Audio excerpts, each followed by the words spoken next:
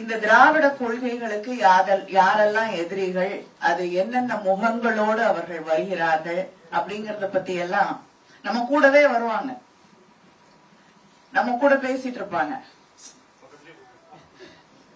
ஆனா அவங்களுக்கு உள்ளார நம்மள எப்படி காலி பண்ணலாம், எப்படி முடிச்சிடலாம் அப்படின்னு ஒண்ணு ஓடிக்கிட்டே இருக்கும். அவங்களையும் தப்பு சொல்ல முடியாது, அவங்க பண்றது அவங்கள பொறுத்த வரைக்கும் நியாயம். ஏன்னா எல்லா இடத்துலயும் இருந்தாங்க. ஒரு காலகட்டத்திலே பிரிட்டிஷ்காரர்கள் ஆட்சி செய்து கொண்டிருந்த பொழுது நிறைய இடத்துல நீங்க படிச்சிருப்பீங்க, ஒரு அரசு பதவிகள்ல ஒரு மாவட்டத்துல எடுத்துக்கிட்டீங்கன்னா கிட்டத்தட்ட ஒரே குடும்பத்தை சேர்ந்த ஒரே ஜாதியை சேர்ந்த, ஏன்னா அவங்க அந்த பியூர் பிளட் எல்லாம் மெயின்டைன் பண்ணுவாங்க, அதனால ஒரே குடும்பம் ஒரே ஜாதி தானே இருக்கும்னு கேட்டுறாதீங்க. நம்ம வீட்டுல எல்லாம் அப்படி இருக்காது. ஆனா அப்படி இருக்கக்கூடியவர்கள் கிட்டத்தட்ட 50 பேர் 60 பேர் எல்லா அரசு பதவிகளிலும், ஜட்ஜஸ்ல இருந்து கீழே இருக்கக்கூடிய பதவிகள், அரசு பதவிகள்ல 50 பேருக்கு மேல ஒரே குடும்பத்தை சேர்ந்தவர்கள் இருப்பாங்க. எல்லா இடங்களிலும் வியாபித்து இருந்தவர்கள் இன்னைக்கு அவங்களுடைய இடங்களை நம்மோடு பங்கே போட்டுக் கொள்ளக்கூடிய ஒரு நிலை வந்தவுடன் நம்ம மேல ஒரு வெறுப்பு, காழ்ப்பு அப்படிங்கிறது தொடர்ந்து இருந்து கொண்டிருக்கிறது.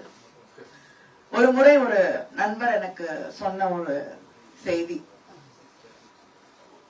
நாங்க எல்லாருமே மதிக்கக்கூடிய ஒரு சிந்தனையாளர், அத பத்தி கூட எழுதியிருக்காரு ஆஸ்கர் அலி அவர்கள். ரொம்ப மதிக்கக்கூடிய ஒரு சிந்தனையாளர், தொடர்ந்து எழுதக்கூடிய ஒருவர், பண்பாட்டு தளங்களிலே இயங்கக்கூடிய, இலக்கிய தளங்களிலே இயங்கக்கூடிய ஒரு நண்பர், எப்பொழுதுமே ஒரு முற்போக்கு சிந்தனை இருக்கக்கூடிய ஒருவர்.